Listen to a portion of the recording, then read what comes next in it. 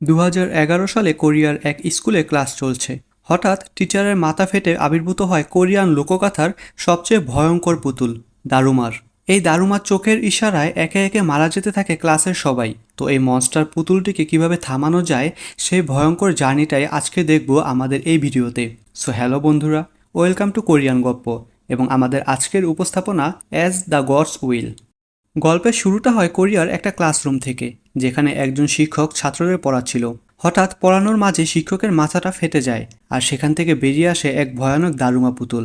পুতুলটি নিজের ঘাড় ঘুরিয়ে একটি অদ্ভুত গান গাইতে শুরু করে। গান শেষ করে যেই সে পেছনে ফেরে, সামনে দাঁড়ানো একটি ছেলে সামান্য নড়াচড়া করতে পুতুলটি জাস্ট ইশারা করে তার মাথা ফাটিয়ে দেয়। মাথা ফেটে ছেলেটির শরীর থেকে লাল রঙের ছোট ছোট মার্বেলের মতো রক্ত ছিটকে পড়ে। পুতুলটি যখনই মুখ ঘুরাচ্ছিল, যেই কেউ সামান্য মুভ করছিল তাকে এসে মেরে ফেলছিল। দৃশ্যটি দেখে সবার নিঃশ্বাস বন্ধ হয়ে যায়। আতঙ্কে দুজন ছেলে দরজার দিকে দৌড় শুরু করে, কিন্তু পুতুল তাদের দেখে ফেলে আর মুহূর্তেই তাদের মাথা উড়িয়ে দেয়। পুতুলটি অন্যদিকে ঘুরতেই সুকে নামের এক ছাত্র তার পেছনে একটি লাল বোতাম দেখতে পায়। সে সবাইকে বলে যে কোনো মূল্যে আমাদের ওই বোতামটা টিপতে হবে, তবেই এই পুতুলটি বন্ধ হবে, তা না হলে আমরা একজন একজন করে সবাই মারা যাব। একথা শুনে একটি ছেলে বোতাম চাপার জন্য দৌড়ে যায়, কিন্তু পুতুলটি তাকে দেখে ফেলে আর যা হবার তাই হয়। দারুমা নামের পুতুলটি সেখানে তাকে মেরে ফেলে। সবার হাত পা ঠান্ডা হয়ে যায়, কারণ সময়ও শেষ হয়ে আসছিল। আতঙ্কে সবাই যে যার মতো দৌড়াতে থাকে আর পুতুল এক এক করে সবার মাথা ফাটাতে থাকে। দেখতে দেখতে পুরো ক্লাস লাশে ভরে যায়। শেষ পর্যন্ত কেবল দুজনেই বেঁচে ছিল, তাকাহাতা আর তার বন্ধু সুখে। কিন্তু হাতে সময় ছিল মাত্র 35 সেকেন্ড।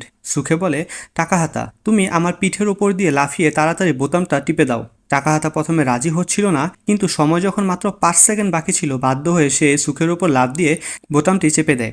ভাগ্যক্রমে পুতুলটি বন্ধ হয়ে যায়। সুখে আনন্দে আত্মহারা হয়ে ওঠে, কিন্তু ঠিক তখনই পুতুলটি শেষবারের মতো চালু হয়ে যায় আর হঠাৎ সুখের মাথাও ফাটিয়ে দেয়। পুতুলটি তাকাহার দিকে তাকিয়ে বলে, বোতাম তুমি চেপেছো, তাই বিজয়ী কেবল তুমি। চারপাশের লাশের পাহাড় দেখে তাকাহা স্তব্ধ হয়ে দাঁড়িয়ে থাকে। ঠিক তখনই সেখানে হাজির হয় তার বান্ধবী ইচিকার। সে ভয়ে থরথর করে কাঁপছিল। ইচিকা বলে, আমার ক্লাসের সব বন্ধু মারা গেছে, আমি বাটনটা টিপেছিলাম, তাই পুতুলটা শুধু আমাকে বাঁচিয়ে বাকি সবাইকে মেরে ফেলেছে। তাকাহাতার সঙ্গে সঙ্গে পুলিশকে ফোন করার জন্য মোবাইল বের করে, কিন্তু ফোনে কোনো সিগন্যাল ছিল না। বাধ্য হয়ে তারা দুজন প্রাণ বাঁচাতে সেখান থেকে দৌড়ে পালায়। ক্লাসের বাইরে গিয়ে দরজা খোলার চেষ্টা করে, কিন্তু সব দরজা আগেই বন্ধ হয়ে গিয়েছিল। তাকাহাতা একটি গ্যাস সিলিন্ডার তুলে দরজা ভাঙার চেষ্টা করে, কিন্তু দরজাটা ছিল ভীষণ শক্ত। কোনো উপায় না দেখে তারা উপরের দিকে দৌড়াতে থাকে আর সোজা একটি ইনডোর প্লেগ্রাউন্ডে গিয়ে পৌঁছায়। তারা মাঠে ঢোকা মাত্রই পেছনের বিশাল দরজা বন্ধ হয়ে যায়, অর্থাৎ এই বিপজ্জনক গেম না খেলে তাদের বের হওয়ার আর কোনো পথ নেই। মাঠে বড় বড় অক্ষরে লেখা ছিল, খেলা জিততে হলে বিড়ালের গলায় ঘণ্টা বাঁধতে হবে। সেখানে উপস্থিত প্রতিটি খেলোয়াড়ের গায়ে ছিল ইঁদুরের পোশাক। এই খেলার লিডার তাকাতা আর ইচিকাকে সেই পোশাক পরতে বলে, কারণ এখন তারাও এই খেলার অংশ। ঠিক তখনই চারপাশের মাটি জোরে জোরে কাঁপতে শুরু করে আর নিচ থেকে বেরিয়ে আসে বিশাল এক রাক্ষসে বিড়াল। বিড়ালকে দেখে সবার চোখ কপালে উঠে যায়। বিড়ালটি মুহূর্তের মধ্যে এক খেলোয়াড়কে গিলে ফেলে। এই দৃশ্য দেখে সবাই প্রাণের ভয়ে যে যার মতো ছুটতে থাকে, কিন্তু বিড়াল একে একে সবাইকে গিলে খাচ্ছিল। ঠিক তখনই তাকাহাতার নজর পড়ে মাটিতে গড়িয়ে যাওয়া একটি ঘণ্টার উপর, যার গায়ে টাইমার চলছিল। তাকাহাতা লক্ষ্য করে বিড়ালের গলায় একটি বাস্কেটবল রিং ঝুলছে। সে সঙ্গে সঙ্গে বুঝে যায় গেম থামাতে হলে এই ঘন্টা ওই রিংয়ের ভেতর দিতে হবে। সে তাড়াতাড়ি সবাইকে কথাটা জানিয়ে দেয়। তখনই তাদের দলের সবচেয়ে দক্ষ প্লেয়ার এক লাফে ঘন্টাটি সোজা রিংয়ের দিকে ছুঁড়ে মারে, কিন্তু চালাক বিড়াল তা আটকে দেয় আর সেই ঘন্টা দিয়ে ছেলেটাকে সজোরে আঘাত করে। ছেলেটি দেয়ালে গিয়ে ধাক্কা খায় আর সঙ্গে সঙ্গে ওখানেই মারা যায়। চারপাশে হুড়োহুড়ি পড়ে যায়। বিড়াল সব প্লেয়ারকে একে একে মারতে শুরু করে। তাকাহাতা খেয়াল করে বিড়াল কেবল তাদেরকে আক্রমণ করছে যাদের গায়ে ওই ইঁদুরের পোশাকটা রয়েছে। সে চেঁচিয়ে সবাইকে পোশাক খুলে ফেলতে বলে। সবাই কোনো মতে পোশাক খুলে ফেলতেই বিড়ালটি থামে। সবাই ভেবেছিল এবার হয়তো রক্ষা পাওয়া গেল, কিন্তু আচমকা বিড়ালটি একটি মেয়েকে আস্ত গিলে ফেলে। পালাতে গিয়ে ইচিকা মাটিতে পড়ে যায় আর বিড়ালটি একদম তার মাথার উপর চলে আসে। সে ইচিকাকে গিলে ফেলতেই যাচ্ছিল, ঠিক তখনই তাকাহাতা আবার ইঁদুরের পোশাকটি পরে বিড়ালের ধ্যান সরিয়ে দেয়। হঠাৎ বিড়ালের লেজের একটি তীব্র আঘাতে তাকাতা ছিটকে অনেক দূরে গিয়ে পড়ে। ঠিক তখনই তাকাহাতা বিড়ালের আওয়াজ শুনতে পায়। বিড়ালটি বলছিল, আমার পিঠে বড্ড চুলকাচ্ছে, তাই শান্তিতে ঘুমাতে পারছি না। তাকাহাতা অবাক হয়ে ভাবে, একটা বিড়াল কথা বলছে কিভাবে। সে অমনি মাথার ইঁদুরের টুপিটি খুলে ফেলে। সঙ্গে সঙ্গে বিড়ালের গলার আওয়াজ বন্ধ হয়ে যায়। আবার টুপিটি পরতেই সে বিড়ালের কথা শুনতে পায়।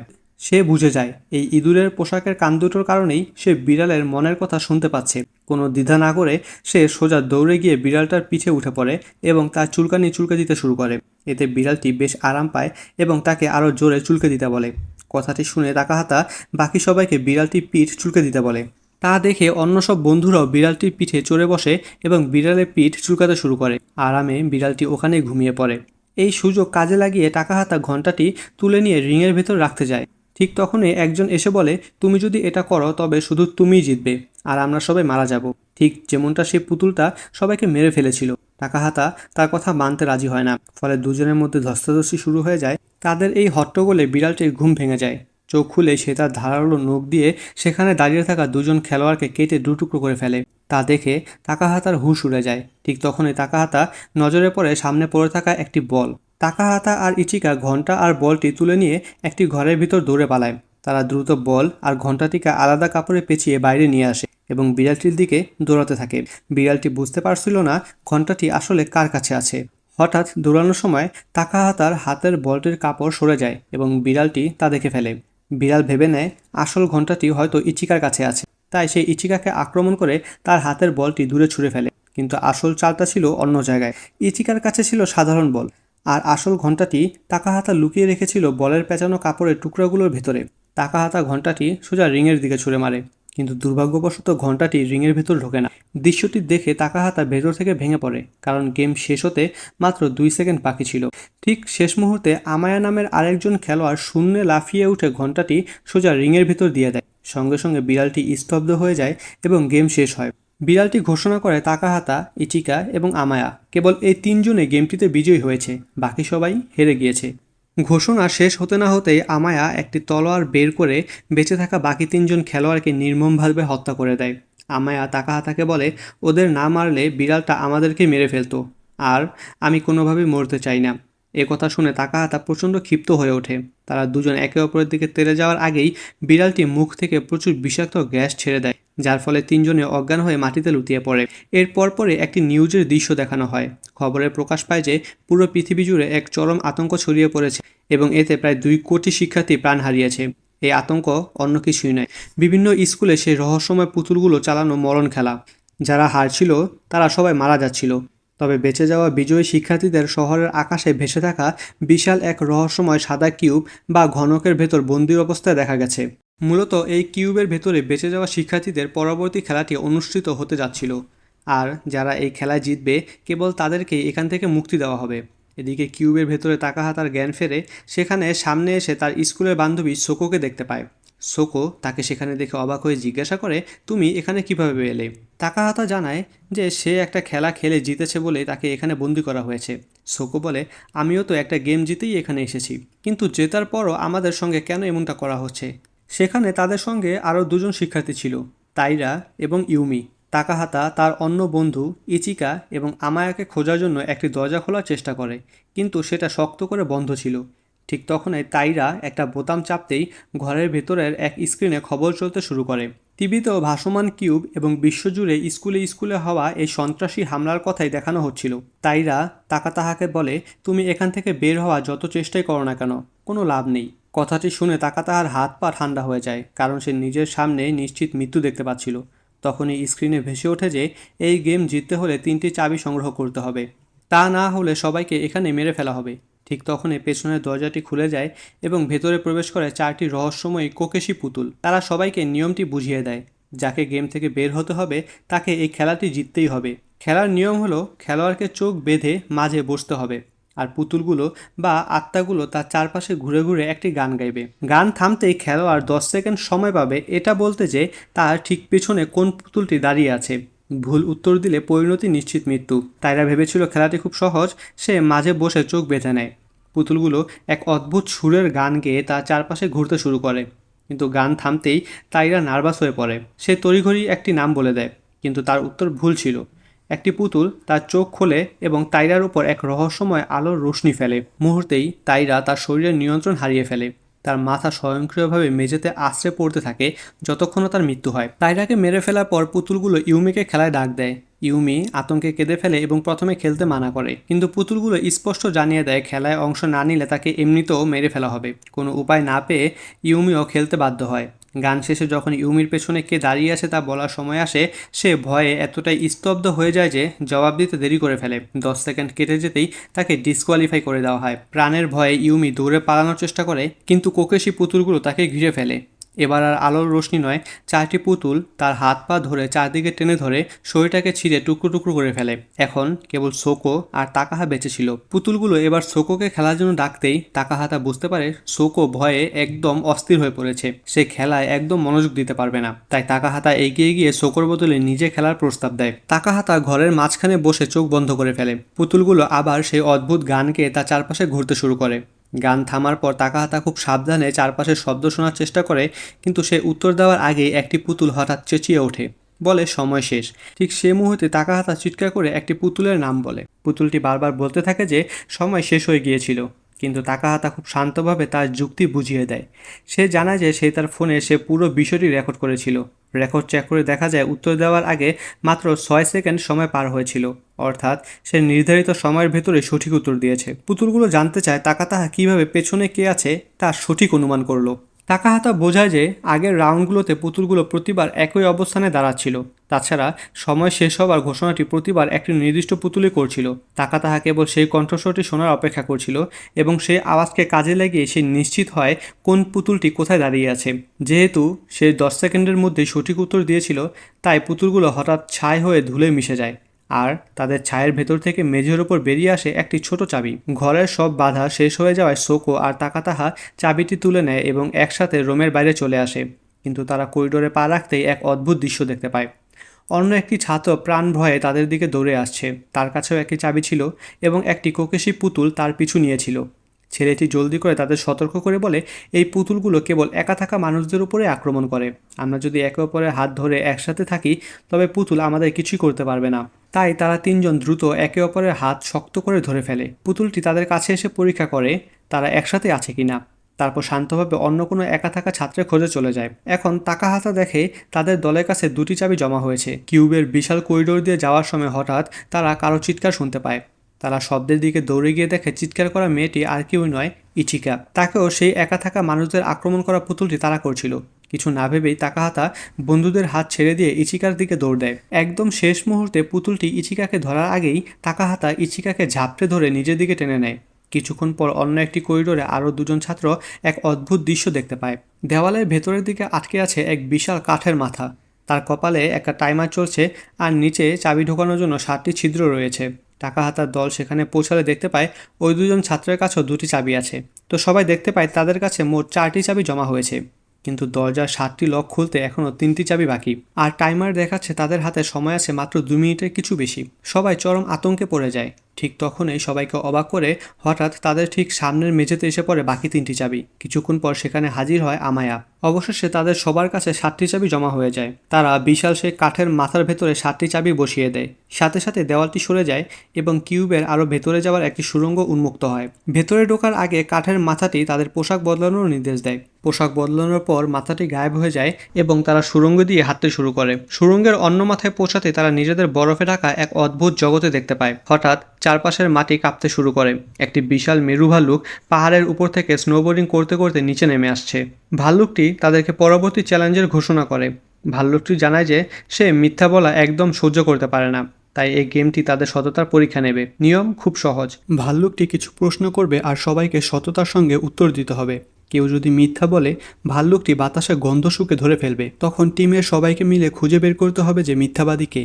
সঠিক মানুষকে বেছে নিতে পারলে তবেই তারা পরবর্তী ধাপে যেতে পারবে। ভাল্লুক একটি সহজ প্রশ্ন দিয়ে শুরু করে, তোমাদের প্রিয় খাবার কি? গেমটি সহজ ভেবে সবাই একটু স্বস্তি পায় আর একে একে উত্তর দেয়। কিন্তু উত্তর শেষ হতে ভাল্লুক শুকতে শুরু করে এবং বলে সে মিথ্যার গন্ধ পাচ্ছে। তাদের মধ্যে কেউ একজন নিয়ম ভেঙেছে, তাই টিমের কাছে এখন 2 মিনিট সময় আছে আসল মিথ্যাবাদীকে খুঁজে বের করার। কিছুক্ষণ তর্ক বিতর্কের পর বেশিরভাগ মানুষ সেই ছেলেটিকে দোষী সাব্যস্ত করে যাকে তাকাহাতা আর ইচিকা একটু আগে বাঁচিয়েছিল। কোনো দ্বিধা ছাড়াই বিশাল ভাল্লুকটি ছেলেটিকে কষিয়ে একটা থাপ্পড় মারে। মুহূর্তেই ছেলেটির শরীর পিষে চ্যাপ্টা হয়ে যায়। এবার ভাল্লুকটি পরবর্তী প্রশ্নে আসে। সে সবাইকে জিজ্ঞাসা করে, তোমরা কি তাকাহাতাকে পছন্দ করো? ইচিকা সহ আরও একজন জানায় দুজনেই তাকাহাতাকে পছন্দ করে। এমনকি সাইকোপ্যাথ আমায়াও বলে যে সে তাকাহাতাকে পছন্দ করে। কিন্তু সবার উত্তর শেষ হতে ভালুকটি আবার বলে ওঠে তাদের মধ্যে কেউ একজন মিথ্যা বলছে। ইচিকা সঙ্গে সঙ্গে আমায়ের দিকে আঙুল তুলে বলে আমাই মিথ্যা বলছে, কারণ সে আগেই তাদের সবাইকে মেরে ফেলার চেষ্টা করেছিল। তারা যখন তর্ক করছিল তাকাহাতা হঠাৎ একটা অদ্ভুত কথা ভাবতে শুরু করে।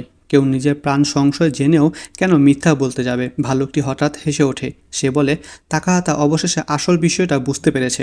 এরপর ভাল্লুকটি এক ভয়ঙ্কর সত্য প্রকাশ করে। সে জানায় যে ভাল্লুকদের একজন সঙ্গী মানুষের রূপ ধরে তাদের মাঝে লুকিয়ে আছে, আর সেই বারবার মিথ্যা বলছে যাতে মানুষগুলো একে একে ভুল মানুষকে বেছে নিয়ে নিজেরাই ধ্বংস হয়ে যায়। এই কথা শুনে অন্য স্কুলের দুজন শিক্ষার্থী ভাবতে শুরু করে এবং তারা হঠাৎ তাইয়ের উপর সন্দেহ প্রকাশ করে।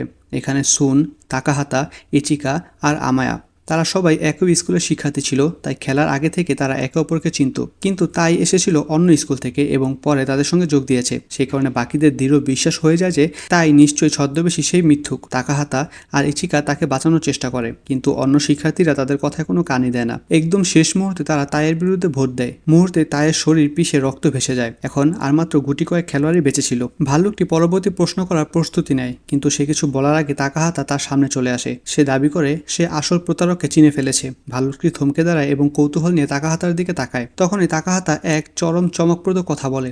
সে বলে এই মেরু ভাল্লুকটি আসলে আসল মিথ্যাবাদী।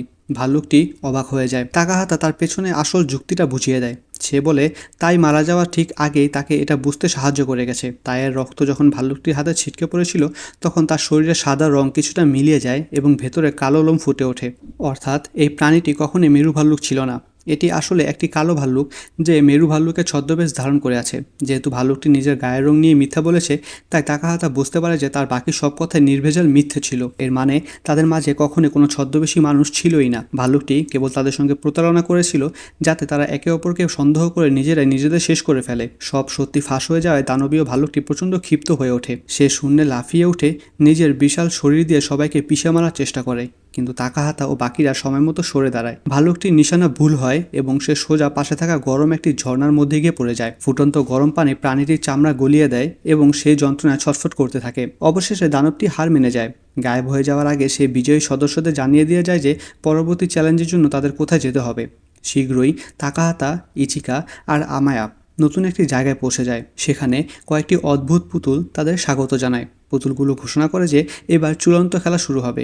এই খেলাটির নাম কিকান। পুতুলগুলো নিয়ম বুঝিয়ে দেয়। একজন খেলোয়াড়কে খোঁজার দায়িত্বপ্রাপ্ত ব্যক্তি হিসেবে বেছে নেওয়া হবে। খেলা শুরু হওয়ার আগে উঁচুতে রাখা একটি ক্যান নামিয়ে এনে মাটিতে আঁকা একটি বৃত্তের ঠিক মাঝখানে রাখতে হবে। আকুমা যখন এই কাজটি করবে ততক্ষণে বাকিদের দ্রুত কোথাও লুকিয়ে পড়তে হবে। সূর্যের ডোবা পর্যন্ত লুকিয়ে থাকতে পারলে লুকিয়ে থাকা খেলোয়াড়রা জিতে যাবে, কিন্তু আকুমাও জিততে পারে। সে যদি কাউকে খুঁজে পায় তবে তার নাম ডেকে উঠে এর উপর পা রাখতে হবে। তা করলেই সে ব্যক্তি বন্দী হয়ে যাবে এবং খেলা শেষ না হওয়া পর্যন্ত জেলে আটকে থাকবে।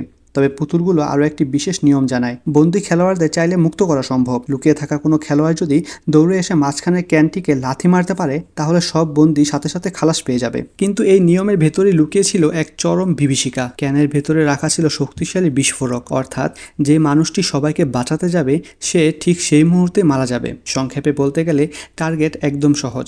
জীবিতদের সূর্যাস্ত পর্যন্ত লুকিয়ে থাকতে হবে, কিন্তু আকুমাকে অন্তত 3 জনকে ধরে জেলে পাঠাতে হবে এবং শেষে বেঁচে থাকা মানুষটিকে ক্যান্টিতে লাথি মারা থেকে আটকাতে হবে। সবকিছু বুঝিয়ে বলার পর পুতুলগুলোর মধ্যে একটি পুতুল তার মুখ থেকে কয়েকটি কাঠি বের করে, যাতে লটারি করে ঠিক করা হবে কে আকুমা বা দানব হবে। সবাই উদ্গ্রীব হয়ে অপেক্ষা করে। এরপর লটারির ফল প্রকাশিত হয়। নির্বাচিত খেলোয়াড় আর কেউ নয়, আমায়া। তাদের মধ্যে সবচেয়ে ভয়ঙ্কর ও হিংস্র ছেলেটি। খেলা শুরু হতে যাচ্ছিল, কিন্তু পুতুলগুলো সিগন্যাল দেওয়ার সাথে সাথে আমায়া আচমকাই একটি ছেলেকে ক্যানের দিকে লাথি মেরে পাঠিয়ে দেয় এবং কারো লুকানোর সময় পাওয়ার আগেই ক্যানটি নিচে ফেলে দেয়। সে ক্যানটি তুলে বৃত্তের ঠিক মাঝখানে রাখে এবং অন্যদের শিকার করা শুরু করে। খুব দ্রুতই সে অন্য স্কুলের সেই 2জন ছাত্রকে কাছের একটি লুকানো জায়গায় খুঁজে পায়। তারা দুজন মিলে তাকে আক্রমণ ও প্রতিরোধ করার চেষ্টা করে, কিন্তু আমায়া তাদের তুলনায় অনেক বেশি শক্তিশালী ছিল। দুজন মিলেও আমায়ের কাছে সহজে হেরে যায়। আমায়া তাদের ধরে নিয়ে জেলে আটকে ফেলে। খুব কাছে লুকিয়ে ইচিকা সবকিছু দেখছিল, কিন্তু আমায়া যখন ক্যানের উপর পা রাখছিল তখন ইচিকা দুর্ভাগ্যবশত সামান্য নড়ে ওঠে। আমায়া সঙ্গে সঙ্গে তা খেয়াল করে ফেলে এবং বুঝে যায় ইচিকা কোথায় আছে। সে এটাও অনুমান করে ফেলে যে তাকাতাও নিশ্চয়ই আশেপাশে কোথাও লুকিয়ে আছে। আমায়াকে আসতে দেখে তাকাতা দ্রুত একটি ভারী বস্তুর সঙ্গে দড়ি বেঁধে ক্যানের কাছে পৌঁছানোর জন্য নিচে নামতে থাকে। এদিকে আমায়া সে বিল্ডিংয়ের দিকে দৌড়ায় যেখানে সে ইচিকাকে দেখেছিল। সে ভেতরে ঢোকার জন্য দরজায় সজোরে ধাক্কা দিতে থাকে। ইচিকা সঙ্গে সঙ্গে একটি বিষয় বুঝতে পারে, তারা দুজন যদি একসঙ্গে থাকে তবে দুজনই ধরা পড়বে। তাই সে তাকাহাতার জন্য কিছুটা সময় বের করার সিদ্ধান্ত নেয়। নিচে দাঁড়িয়ে থাকা তাকাহাতা বুঝতে পারে আমায়া হয়তো ক্যানের আশেপাশেই আছে এবং পাহারা দিচ্ছে। তাই সে নতুন কোনো লুকানোর জায়গা খোঁজার জন্য চারদিকে দৌড়াতে থাকে। কিছুক্ষণ পর আমায়া তাকে চিৎকার করে ডাকতে শুরু করে। সে বলে যে সে তিনজনকে ধরে ফেলেছে, তাই খেলা প্রায় শেষ।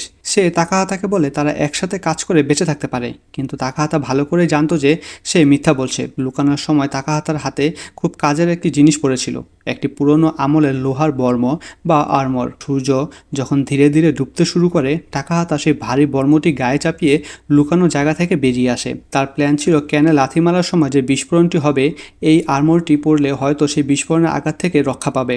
কিন্তু বর্মটি এতটাই ভারী ছিল যে তার পক্ষে নড়াচড়া করাও ভীষণ কঠিন হয়ে পড়েছিল। তবুও তাকাহাতা ধীরে ধীরে আমায়ের দিকে এগোতে থাকে। এক মোড়ে এসে সে হাত থেকে তলোয়ারটি ফেলে দেয় এবং নিজেকে পুরোপুরি অসহায় হিসাবে উপস্থাপন করে। তা দেখে আমায়া হাসতে হাসতে তার দিকে এগিয়ে আসে, কারণ কারো মুখ দেখতে না পেলে তাকে বন্দি করা অসম্ভব। সে নিজেকে আগেই বিজয়ী ভেবে নিয়ে খুব আত্মবিশ্বাসের সাথে ক্যানের দিকে হাঁটতে শুরু করে, কিন্তু হঠাৎ সে অনুভব করে যে কেউ তাকে পেছন থেকে টেনে ধরছে। তার কোমরের সাথে একটি শক্ত শিকল বাঁধা রয়েছে। ঠিক তখনই আমায়া আসল ঘটনাটি বুঝতে পারে। এই পুরো বিষয়টি ছিল তাকাহাতার সাজানো ফাঁদ। লুকানো জায়গা থেকে বের হওয়ার আগে তাকাহাতা শিকলের এক মাথা বর্মের সাথে বেঁধে রেখেছিল, আর আমায়া যখন তার হেলমেট খুলছিল, তাকাহাতা সুযোগ বুঝে শিকলের অন্য মাথাটা আমায়ার কোমরে পেঁচিয়ে দিয়েছিল। এখন আমায়া চাইলেও ক্যান পর্যন্ত পৌঁছাতে পারবে না। কোনো উপায় না দেখে তাকাহাতা আচমকা পাহাড়ের চূড়া থেকে নিচের গভীর সমুদ্রে ঝাঁপিয়ে পড়ে এবং আমায়াকেও সাথে টেনে ফেলে। নিচে পড়ে যাওয়া থেকে বাঁচতে আমায়া পাগলের মতো ছটফট করতে থাকে। পানিতে পড়ার সাথে সাথে তাকাহাতা দ্রুত ভারী বর্মটি নিজের শরীর থেকে খুলে ফেলে এবং দেয়াল বেয়ে উপরের দিকে উঠে আসে। অন্যদিকে পানির নিচে ভারী বর্মের সাথে আটকে গিয়ে আমায়া ফেসে যায়, কিন্তু আমায়া কোনোভাবে শিকল থেকে নিজেকে ছাড়িয়ে নেয়। ততক্ষণে তাকাহাতা ক্যানের দিকে দৌড়াতে শুরু করে দিয়েছে।